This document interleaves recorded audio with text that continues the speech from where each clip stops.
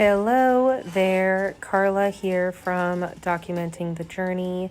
Today I'm going to be doing a little bit of a different video. I am actually going to be filling in my book log. This is a book journal from Clever Fox. I have done a full walkthrough if you're interested in seeing each detailed page already on my channel, so I'll try and remember to put that little tag link up there. I personally hate hitting those links in the middle of watching a video, so I'll also make sure to put the link down in the description below. But I've actually been using this journal for basically since the day I got it. I really like it. I love the paper. All of the Clever Fox paper is really nice. It's 120 GSM and it's bright white, which is my personal favorite. And I have been using this for all of my fiction books. It's not really prompted, maybe it is prompted well enough for a nonfiction, but with a wheel up there where it says like characters, plot, stuff like that, I feel like that's more geared towards a nonfiction. But the prompts that are down below, you can definitely use it for a fiction book as well. But I am just filling all of this out. And I sometimes answer the questions and sometimes I'll just scratch out part of the question and I'll just write a little bit about it. I have about 12 and a half minutes for this whole video and I will not be able to do a voiceover for the entire thing.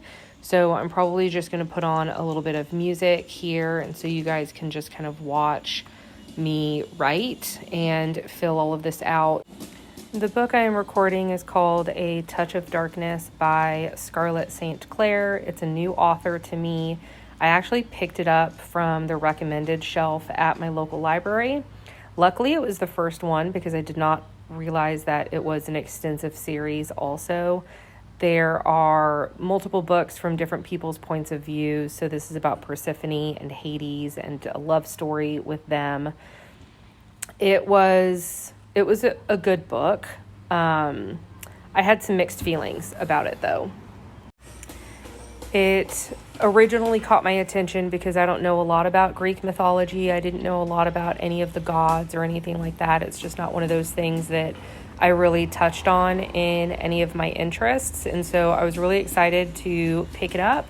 But the more I read it, the more I realized that it was essentially just another love story with just different characters in it. There was quite a bit of smut in it also. So if you really like smutty books, you'll really like this book.